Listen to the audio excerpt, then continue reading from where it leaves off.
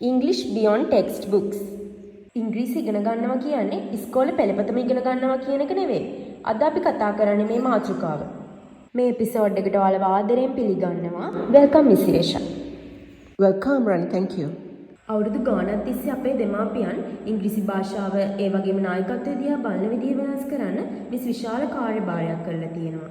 අපේ මේ සංවාදයට English beyond textbooks පෙළපතින් එහාට ඉංග්‍රීසි ඉගෙන ගැනීම කියන ඒ නමම තෝරගන්න විශේෂ හේතුවක් තියෙනවද?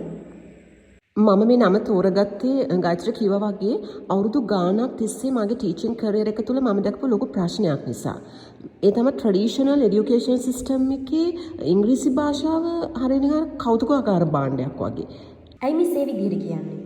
ඒ විදිහට කියන්නේ ඉංග්‍රීසි භාෂාව පොතකටම සීමා වෙච්ච අජීවිතයක් වගේ වෙලා. ඒ තැනටපත් කරලා අපි දරුවන් විභාග වලින් ඉංග්‍රීසි භාෂාවට ඒ පාස් ගත්තත් පොඩි කන්වර්සේෂන් එකක්වත් කරගන්න බෑ.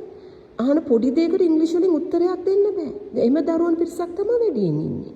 ඉතින් මේ පොඩ්කාස්ට් එකෙන් අපිට අද පුළුවන් මේ මායාව බිඳලා දාලා ඉංග්‍රීසි භාෂාව කියන්නේ තමන්ගේ පෞරුෂය පෙන්වන්න තියෙන ජීවමාන ටූල් එකක් මෙවලමක් කියලා පෙන්වලා දෙන්න. ඔව් මිස් අනිවාර්යයෙන්. අපේ වටපිටාවේ බැලුවොත් මිස් ගොඩක් ඉහළ උපාධි තියෙන වැඩිහිටියන් ඉන්නවා. ඒත් කතා කරන්න බයයි. ඇත්තටම මේ පොඩ්කාස්ට් එක විශේෂයෙන් කා වෙනුවෙන්ද? දරුවන් වෙනුවෙන්ද? දෙමාපියන් නැත්නම් ගුරුවරුන් වෙනුවෙන්ද? මේකේ හැමෝම වෙනුවෙන් ඒත් විශේෂයෙන් තාමත් අර පරණ සම්ප්‍රදායන් පස්සේ දුවන දෙමව්පියන්ට මම කතා කරන්න කැමති. ලෝකේ ජය ගන්න කතා කරන නායකයෙක් වෙන්න කැමති ඕනම කෙනෙක් වෙනුවෙන් කරන දෙයක් මේක. ගොඩක් දෙමාපියන් ඒ වගේම සාම්ප්‍රදායික ගුරුවරුන් තාමත් පෙළ පොත්වලට නැත්නම් වාර විභාග ලකුණු වලට ඒ සාමාර්ථ වලට ඒවට තමයි මුල් තැන දෙන්නේ. මේ ලකුණු පස්සේ දුවන එක දැන් තේරුමක් නැති වැඩක් කියලා මිස් හිතන්නේ. ගාත්‍රි සර්ටිෆිකේට් එකක තියෙන ඒ සාමාර්ථයකට පුළුවන් කමක් නැහැ දරුවෙකුට සමාජي හඬක් දෙන්න. විභාගයේ ඉංග්‍රීසි වලට A grade එකක් අරන් පාස් වුණා කියලා හිතන්න. Like for example, are you coming tomorrow? වගේ සරල ප්‍රශ්නයක් ඇහුවොත් ඒකටවත් උත්තර දෙන්න බැරි දරුවන් අපි දකිනවා. අඩු ගානේ yes or no කියලාවත් උත්තරයක් දෙන්න බයයි. ඒ උත්තරේ ඔවුන්ගේ ස්වභාවික වෙන්නේ නැහැ. ඒක ළඟ ඉන්න යාළුවාගේ මූණ දිහා බලනවා. නැත්තම් ඔවුන් කරන්නේ අර සාම්ප්‍රදායික ඉගෙනගත්ත ව්‍යාකරණ ඒ ග්‍රැමර් ඒ නීති මනසින් මේ හද ඉන්න එක. කම් කියන්නද කමින් කියන්නද විල් කම් කියන්නද එහෙම හිතනවා මිසක් අර ස්වභාවිකව ඔවුන්ගෙන් ඒ දෙන්නේ. ඔව් මිස් කියන දේ සම්පූර්ණ නැත්ද? සරල ඔව් නෑ කියන උත්තරේ පවා ස්වභාවිකව ඔවුන්ගෙන් එන්නේ නැති එක පුදුමයක්. එහෙනම් මොකද්ද මේකට හේතුව? ඒක අර කටපාඩම් සංස්කෘතිය ප්‍රතිඵලයක්. ඔවුන් ඉගෙනගෙන තියෙන්නේ නැත්නම් පුරුදු වෙලා ඉන්නේ අකුරු මතක තියාගන්න. අවුරුදු 6ක් වෙනකල් බලන්නකෝ කැපිටල් ලෙටර් සිම්පල් ලෙටර් සඳරනවාද මේක තමයි බලන්නේ. Upper case lower case letter recognition. එතනින් පස්සේ වචනවල අකුරු පාඩම් කරන්න try කරනවා. ඩික්ටේෂන් දෙන වචන කටපාඩම් කරන්න. සිතිවිලි හසුරවන්න ඕන ඉගෙනගෙන නැහැ. කටපාඩම් කරනකොට දරුවා ඉගෙන ගන්න අදහස් උමාරු කරන්න නෙවෙයි. එයාලා නිකන් රඟපානවා. ඒක රඟපෑමක් විතරයි. just learning to perform. අපි අවංකවම කතා කළොත් මිස් ඩික්ටේෂන් වලට දෙන වචන කටපාඩමින් කියවන්න පුළුවන් දරුවෝ ඉංග්‍රීසි වලට හරිම දක්ෂයි කියලා දෙමාපියන් හිතනවා. ඇත්තටම දෙමාපියන් මේ දෙයට රැවටිලා ඉන්නේ කියලා මිස් හිතනවද? මම මේ දෙමව්පියන් සහ දරුවන් ගැන ඇත්තටම අනුකම්පා කරනවා. මොකද දෙමව්පියන් හැම විටම බලන්නේ තමන්ගේ දරුවට හොඳම දේ දෙන්නයි. අමාරු වචන ටිකක ස්පෙලිංස් කටපාඩමින් කියවනකොට ඒක බැලූ බැල්මට දක්ෂතාවයක්. බුද්ධිමත්කමක් වගේ පේනවා. ඒත් මෙතනදී වෙන්නේ දරුවෙකුට හිතන්න නැත්නම් අදහස් උමාරු කරන්න පුළුවන් වෙන එක නෙවෙයි. ඕන් පුරුදු වෙන්නේ දේවල් නැවත කියන්න විතරයි. ඉතින් කවදා හරි තැනකදී ඉංග්‍රීසි කියලා ඕන ඉගෙන ගත්ත ඒ භාෂාව ඉදිරියේ ඕන අසරණ වෙනවා. Are you coming tomorrow? වගේ ප්‍රශ්නයකටවත් උත්තර දෙන්න බැරුව ඉන්න අතරේ පැය ගණන් ස්පෙලිංස් කටපාඩම් කරන්න දරුවෝ කාලය වැය කරන එක දකිනකොට මිස්ටර් කනගාටුවක් දැනෙන්න ඇති. ඔව් ඒක ඇත්තටම කනගාටුවක්. මොකද අපි ඒකෙන් කරන්නේ දරුවන්ගේ ළමා කාලයයි ඔවුන්ගේ ආත්ම විශ්වාසය දෙකම හොරකම් කරන එක. ඉතින් ළමයි ඒ පාස් එකක් ගන්නවා දෙමෝපියෝ ආඩම්බර වෙනවා. ඒත් ළමයි සමාජ ඉදිරියේ ගොළු වෙනවානේ. ඔවුන් භාෂාවේ නීති රීති හොඳට දන්නවා. ඒත් කතා කරන්න හඬක් නැහැ. එතකොට වචන වල ස්පෙලිංස් පාඩම් කරන්න ඕනේ නැද්ද? දරුවන්ට ඒවා මතක තියාගන්න දෙමාපියන් කොහොමද උදව් කරන්න ඕනේ? ගාත්‍රි මම මේක මගේ කරියර් එකේ අත්දකින්න දෙයක්. මොකද ගොඩක් පේරන්ට්ස්ලා කලබල වෙනවා දරුවෙක්ට කටපාඩම් කරන්න ලොං ස්පෙලිං ලිස්ට් දෙන්නේ නැහැ කියලා දැක්කහම ඕන්ට හිතනවා ඇති වචනවල අකුරු කටපාඩම් කෙරුවේ නැත්නම් දරුවෝ කොහොමද නිවැරදිව ලියන්න ඉගෙන ගන්න කියලා. ඉතින් මේ විදිහට බය වෙන දෙමව්පියන්ට මම කියන්නේ භාෂාවක තියෙන ස්වභාවික ක්‍රියාවලිය විශ්වාස කරන්න කියලා. දරුවෝ නිරන්තරයෙන් ඉංග්‍රීසි භාෂාව භාවිත කරනකොට පොත්පත් කියවනකොට නැත්නම් නිවැරදිව ඉංග්‍රීසි සවුන්ඩ්ස් ප්‍රොනන්සියේෂන් ඒවා අහනකොට ඒවට සවන් දෙනකොට ඒ අකුරු රටාවන් මනසට ඉබේම අවශෝෂණය වෙනවා. අපේ මොළයට පුළුවන් දේවල් වල රටාවන් අඳුන ගන්න. දරුවා වචනයක අකුරු මතක තියාගන්නේ වචනේ නියම කන්ටෙන්ට් එකෙන් දකින නිසායි. නැත්නම් පොතක ලියපු වාර ගණන නිසා හෝ කටපාඩම් කරපු නිසා නෙවෙයි. හිතනකො කටපාඩම් කරනවා කියලා ඉංග්‍රීසි භාෂාවේ වචන කීයක් මෙහෙම කටපාඩමින් මතක තියාගන්නද? පොතක ලියනවා කියලා වචන කීයක් නම් මෙහෙම ලියන්නද? ඒ ෂණික ප්‍රතිඵල ගැනීමස් මොකද කියන්නේ? දරුවන්ට අමාරු දිග වචනයක අකුරු එකපාරටම කියන්න පුළුවන් නම් ඒක ලොකු ඉගෙනීමක් පෙන්눔 කරන්නේ නැද්ද? නෑ. ඒකෙන් පෙන්වන්නේ අර යාන්ත්‍රික මනසක් විතරයිනේ භාෂා බුද්ධියක් නෙවෙයි. යන්ත්‍රයක් වගේ මතක තියෙනවා. දරුවෙක් අද ලොකු වචනයක අකුරු හරියට කියයි ඒ තමන්ට දැනෙන දේ ප්‍රකාශ කරන ඒ වචනේ පාවිච්චි කරන්න කිව්වොත් ඒගොල්ලෝ අසරණ වෙනවා. ඒගොල්ලෝ ස්පෙලිංස් වලට දක්ෂයි ඒ අදහස් වලට දක්ෂ වෙනවා. ඒත් භාෂාව සැබෑ ලෙස පාවිච්චි කරනකොට ඕක වෙනස් ගායත්‍රි. භාෂාව සැබෑ ලෙස භාවිත කරලා ඉගෙන ගන්නකොට දරුවා ස්පෙලිංස් විතර නෙවෙයි මතක තියාගන්නේ. ඔවුන් මේ වචනේ තමන්ගේ කරගන්නවා. හරි? ඔවුන් ඒකේ ශබ්දය, ඒකේ රිද්මය, ඒ වගේ මේකේ අර්ථය, ඒක යොදන තැන මේ හැමදේම දන්නවා. It sound, rhythm, meaning and its placement. මම නම් කැමති ස්පෙලිංස් පාඩම් කරන රොබොට්ස් හදාන නෙවෙයි. මට ඕනේ අර සම්පූර්ණ ආත්ම විශ්වාසයෙන් ලෝකෙ ඉදිරියේ ලියන කතා කරන එහෙම කරන නායකින් නිර්මාණය කරන්න. එතකොට මිස් කියන්නේ ඉංග්‍රීසි ඉගෙන ගන්නවා කියලා පෙළපොත මතම යැපෙන යෝගී අවසන් කියලාද? ඒත් ඇත්තට මේක හැමතැනටම පොදුද? ගම්බද පළාත් දිහා බලපුවාම තාමත් දකින්න තියෙන්නේ අර පැරණි සාම්ප්‍රදායික විදියම නේද? ඔව් ඒක ඇත්ත ගාත්‍රි. මේක වේගයන් දෙකකින් සිද්ධ වෙන්නේ. නාගරික පරිසරය ගත්තොත් පෙළපොත් යුගයේ දැනටමත් අවසන්. නගරේ දරුවන්ට ඕනේ ටෙක්ස්ට් බුක් එක කරනවා, ඩික්ටේෂන් ස්පෙලිංස් පාඩම් කරනවත් නෙවෙයි. ඒගොල්ලන්ට ඕනේ නායකත්වය ගන්න සහ කතා කරන්න ඉගෙන ගන්න. ඒත් ගම්බද පළාත්වල දෙමව්පියන් ඒ වගේම සමහර ගුරුවරුන් තාමත් ඉතින් ස්කූල් ටෙක්ස්ට් බුක් එකේම එලිලා ඉන්නවා. වාරි භාග ලකුණු ගැන උනන්දු වෙනවා. මොකද ඕන් හිතන්නේ ඒ පාස් එකක් ගන්න තියෙන එකම මේ ආරක්ෂිත විදිය ඒක විතරයි කියලා. එයාලට දරුවා ඒ එකක් ගත්තොත් ඒක ඇති. එතකොට ගම්බද දරුවන් විභාග පාස් වුණත් ඉංග්‍රීසි වලට ඒකක් ගත්තත් ජීවිතේ සරල ප්‍රශ්න ඉදිරියේ තාමත් එයාලා අසරණ වෙනව නේද? Exactly, that's a tragedy. ඒක තමයි තියෙන කනගාටුදායකම තත්ත්වය. ඒගොල්ලෝ ඒකක් ගත්තා සිම්පල් කන්වර්සේෂන් එකක්වත් කරගන්න බෑ. ගායත්‍රි අපි දෙමව්පියන්ගේ ප්‍රධානම බලාපොරොත්තුව දිහා බලමු. දෙමව්පියන්ට ඕනේ දරුවට හොඳ අධ්‍යාපනයක් දෙන්නනේ. ඒ වගේම ඕන් කැමතිනේ දරුවා හොඳ ඉහළ වැටුපක් ලැබෙන වෘත්ති ජීවිතයක් ලබා ගන්නවා දකින්නේ. ඒකනේ ultimate goal for many parents, a successful high paying career. ඒත් මේ traditional textbook formulas, dictation, නැත්නම් spellings, repetitions මේවා අද කාලේ ඉහළ රැකියාවලට යන උත්සාහ කරන දරුවන්ට අනිවාර්යෙන් බලපානවා. මිස්ටර් පුළුවන් ද අපේ දෙමාපියන් වෙනුවෙන් මේ ගැන තවත් පැහැදිලි කරන්න? ඔව් මම පැහැදිලි කරන්නම්. මම කියන්නේ ඒකේ නෝන මානසිකව වැටෙනවා. ටෙක්නොලොජි, ෆයිනෑන්ස්, කෝපරේට් මැනේජ්මන්ට් හරි මේ ශාස්ත්‍රවල ඉහළ වැටුප් හම්බෙන්නේ කටපාඩම් කරපු දේවල් වලට නෙවෙයි. ඒවා අද නොමිලේම කරගන්න පුළුවන් විදිහට තාක්ෂණ දියුණු වෙලා ඉවරයිනේ. මේ ෆීල්ඩ්ස් වල වැඩ කළාම ඉහළ වැටුප් ලැබෙන්නේ ඔයාලට නෙගෝෂියේෂන් වෙනුවෙන්. අදහස් ඉදිරිපත් කරන්න, ගැටලු විසඳන්න තියෙන දක්ෂතාවය. ඉතින් සාම්ප්‍රදායික පෙළපොත් ගිරවෙක් වගේ ඉගෙනගෙන ඉන්ටර්නැෂනල් එක්සෑම් එකකට නැත්නම් ඉන්ටර්විව් එකකට ගියාම ගොත ගන්නවානේ. ඒ විදිහට ඉගෙන ගත්ත ළමයි උත්සාහ කරන්නේ ඒ වෙලාවේ ඉන්න මිනිස්සුන්ගේ හැඟීම් තේරුම් ගන්න, ඒ තැන තේරුම් ගන්න, ඊට අදාළව කටයුතු කරන්න නෙවෙයි. මොකද එහෙම සෙන්ස් එකක් යාලට නැහැ. සමහර විට යාලා අර ටෙක්ස්ට් බුක් එකේ 40 වෙනි පිටුව 50 වෙනි පිටුව මතක් කරනවා වෙන්න පුළුවන්. එයාලට perfect certificate එකක් CV එකක් තියෙන්න පුළුවන්. But they lose a job to someone who can communicate with natural authority. ස්වභාවිකව confidence එකෙන් කතා කරන්න behave වෙන කෙනා ඉදිරියේ උන්ට රැකියාව නැති වෙනවා. එතකොට corporate world එක බලාපොරොත්තු වෙන්නේ සංනිවේදන හැකියාවන්. නැත්නම් අපි කියමු soft skills. ඔව් ඒක තමයි මම කියන්නේ. ඒ තවමත් වෙන්නේ දරුවන්ව පුරුදු කරන්නේ ටේප් රෙකෝඩර් එකක් වගේ වෙන්නේ. ඉතින් මේකෙන් වෙන්නේ උගත් ඒත් කිසිම තැනක වැඩක් කරගන්න බැරි පිරිසක් බිහි වෙන එකනේ. over educated but underemployed. Miss හොඳ තැනකට සාකච්ඡාව ගෙනාවා. මට තේරෙන විදිහට මේ දරුවෝ ලබන ඉංග්‍රීසි දැනුම සම්බන්ධව හරිම ප්‍රශ්න පැන නගින්නේ ඔවුන්ට අවුරුදු 20ත් 25ත් අතර. හරියටම හරි. වයස 25 වෙනකොට ඔවුන් අර අඩු වැටුප් ලබන එකම තැන පළවෙන ජොබ්ස් වල හිර වෙනවා. මොකද ඔවුන්ට මීටින් එකක කතා කරන්න බෑ. බෝඩ් මීටින් එකකට සහභාගී වෙන්න දන්නේ නැහැ. තමන්ගේ ස්ට්‍රැටජි එකක් වෙනුවෙන් තර්ක කරන්න බෑ. ඉතින් ලීඩර්ෂිප් වෙපන් එකක් විදිහට ඉංග්‍රීසි භාෂාව පාවිච්චි කරන්න පුළුවන් නේ. ඉතින් එහෙම පාවිච්චි කරන හොඳ මානසික අර ඔරොත්තු දීමේ හැකියාවක් තියෙන්න ඕනනේ ළමයෙකුට. ඉතින් ඒ හැකියාව ඕන්ට නැහැ.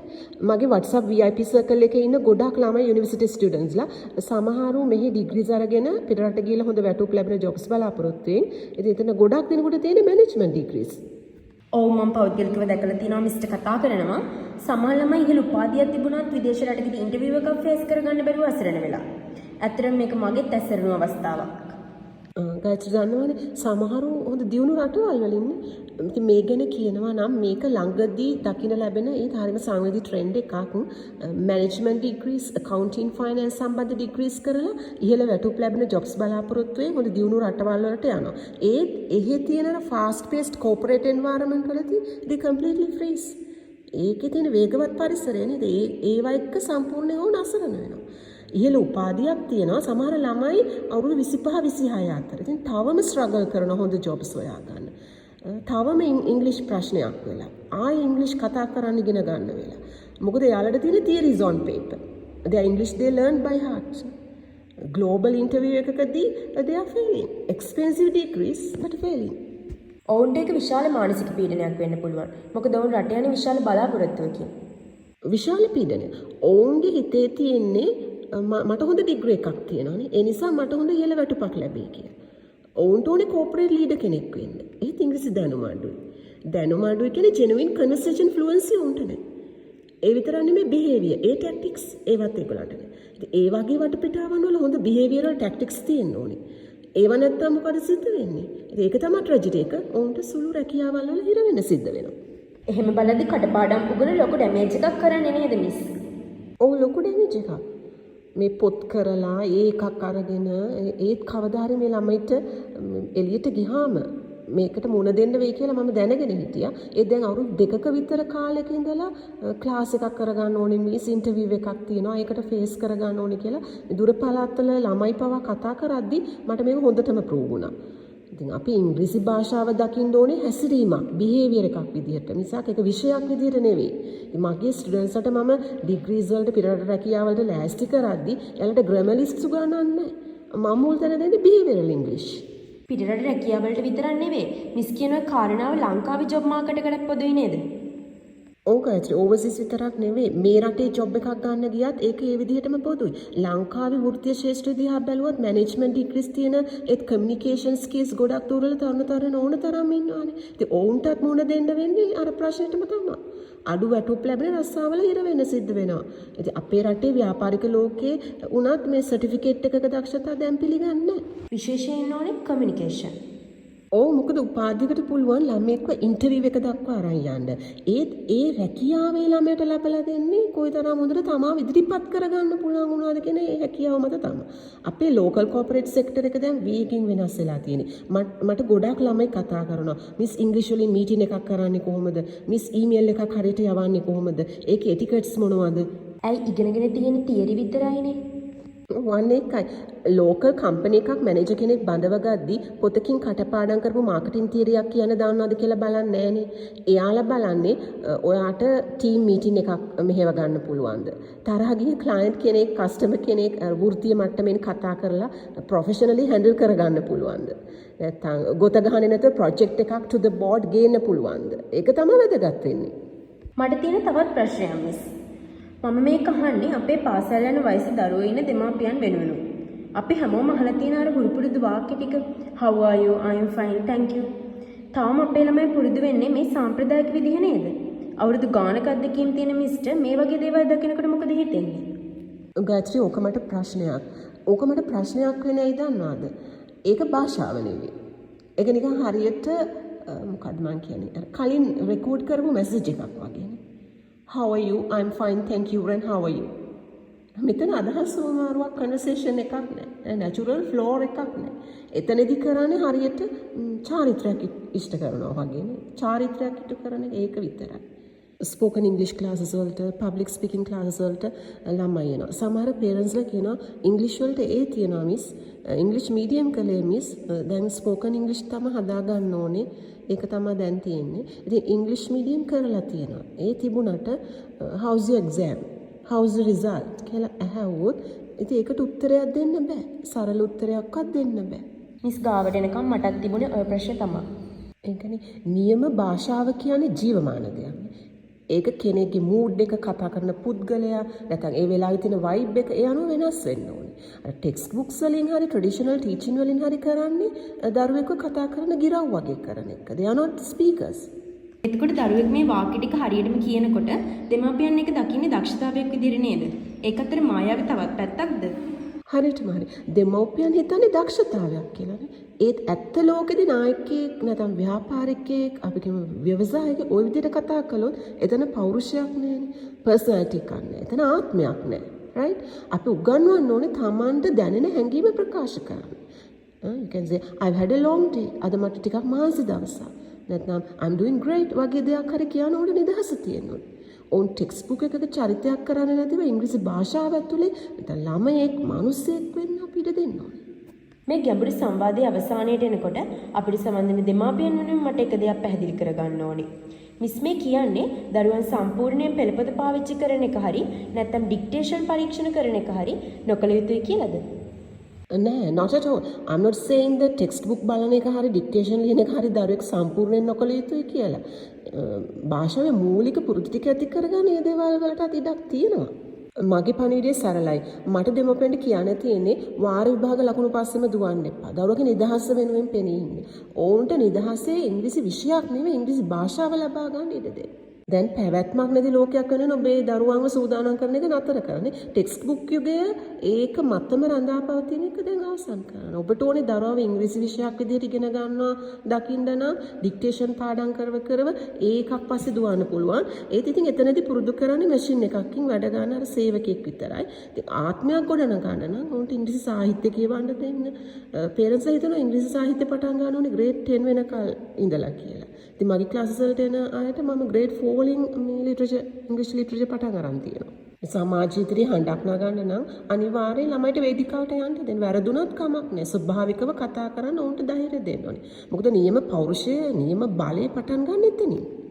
සංවාදය අවසන් කරන්න මීට වඩා වටිනා අදහසක් තවත් නැහැ. මේ වටිනා පාඩම් ටික අපිට කියලා දුන්නට මිස්ටර් ගොඩක් ස්තුතියි. අපේ ශ්‍රාවකයන්ට කියන්න තියෙන්නේ High Vibes channel එක subscribe කරලා ඊළඟ එපිසෝඩ් එකත් එක්ක එකතු වෙන්න. English channel Elite මිස්ගේ අලුත් English channel එක එක්ක එකතු වෙන්න දැන් ඔබට අවස්ථාව තියෙනවා. මිස්ගේ WhatsApp VIP circle එක ගැන මිස්ම පැහැදිලි කිරීමක් කරනවද? ඔව්, WhatsApp VIP circle එකට සම්බන්ධ වෙන්න කැමති කෙනෙක්ට Elite Primary, Elite Secondary, Foundation tier එක තියෙනවා. ඊළඟට Professional tier එක තියෙනවා වැඩ කරන professionals ලාට. ඊළඟට ග්ලෝබල් ටියර් එක තියෙනවා IELTS මාස්ටර් සර්කල් එක ඇතුළත් පිටරට වැඩ කරන ලංකාවේ අයට මයිග්‍රේට් වෙන්න ඉන්න ලෝකල් ස්ටුඩන්ට්ස්ලා ඒකට ඇග්‍රෙසිව් ප්‍රෙපරේෂන් ඕනේ නම් මේ ස්ටුඩන්ට්ස්ලාව ටාගට් වෙනවා. මේ හැම ලෙසන් පැකේජ් එකක්ම ඔබ ලෝකේ කොහේ හිටියත් කිසිම මහන්සියක් නැතිව ෆෝන් එකටම ගෙන්වා ගන්න හැකියාව තියෙනවා. WhatsApp message එකකින් වැඩි විස්තර දැනගන්න පුළුවන්. Thank you miss. නැවත මේ වගේ වටිනා සාකච්ඡාවකින් හමු වෙනකල් සියලු දෙනාටම high vibes. Thank you Gayatri. Thank you to everyone. Until next time, keep your vibes high.